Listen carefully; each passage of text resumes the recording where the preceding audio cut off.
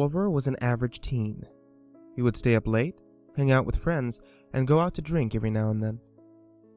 It was all fun and games until he eventually got tired of doing nothing. He decided he would start something productive. A job, he thought, would be the best choice.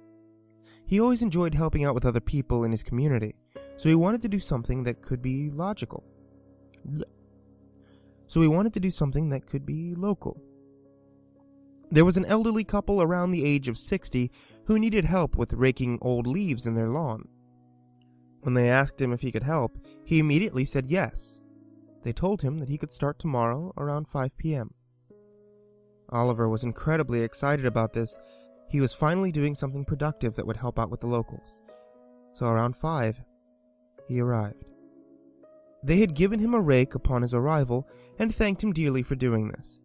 They left soon after for the wife's sister's birthday party. Their lawn was quite large, and because of this, there were many leaves.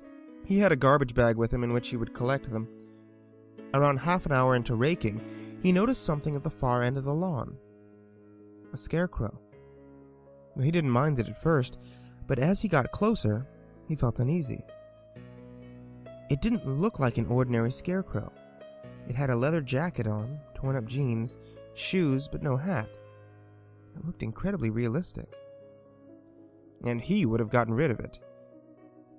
However, he ignored it, and assumed it was made by the elderly couple. At around 8:30, the couple had come home. They thanked him and gave him $20. He was just about to leave when he asked, "Hey, where did you get that scarecrow? I mean, it's pretty creepy." They looked at him, puzzled. Then the man said, "We don't own a scarecrow." They looked all around and noticed nothing. The scarecrow had vanished.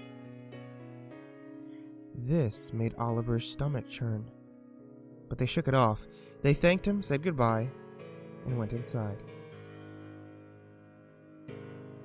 2 days later, he was asked to work again. He went at the same time and began raking.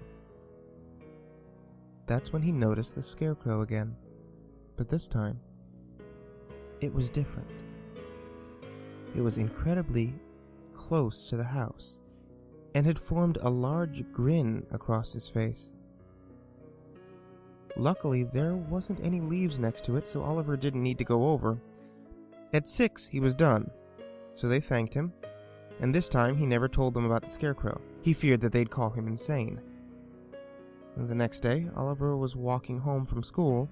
While doing so, he passed by the elderly couple's house. Upon looking, his heart stopped. At least 2 cops were present, and 1 ambulance.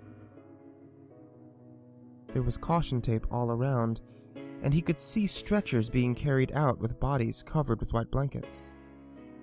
He ran up to an officer and asked what happened. He was told that the couple was brutally murdered and mutilated last night, and asked him if he had noticed anything strange.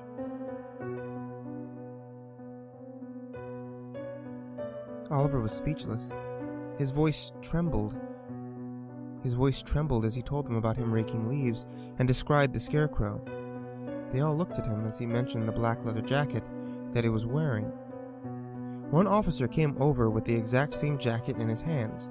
The officer asked Oliver if that was the jacket that he was wearing, in which he answered yes. The officer holding the jacket put it in the back of one of the police cars and began to explain what may have happened. As it turned out, there was a serial killer on the loose. He would go to small local towns and do his tasks. He was spotted a few times wearing a leather jacket. Now that he had left it, they could now find who he was. They thanked Oliver for explaining what he had experienced and walked back home. When Oliver arrived home, he found a note on his bedroom door. His parents were gone out for the weekend and had left some food and money for him. They'd be back on Sunday. Oliver never left his house that day. He left all windows and doors locked and would only have a friend or 2 over instead of going outside. He invited over his cousin Sasha, and they hung out for the day. but he never mentioned the Scarecrow. At around 10:30, she had to go home. Oliver watched movies, played video games for the rest of the night until around 1:30, in which he fell asleep. He was too tired to walk upstairs to his bedroom, so he slept on the couch in the living room. At 4 in the morning,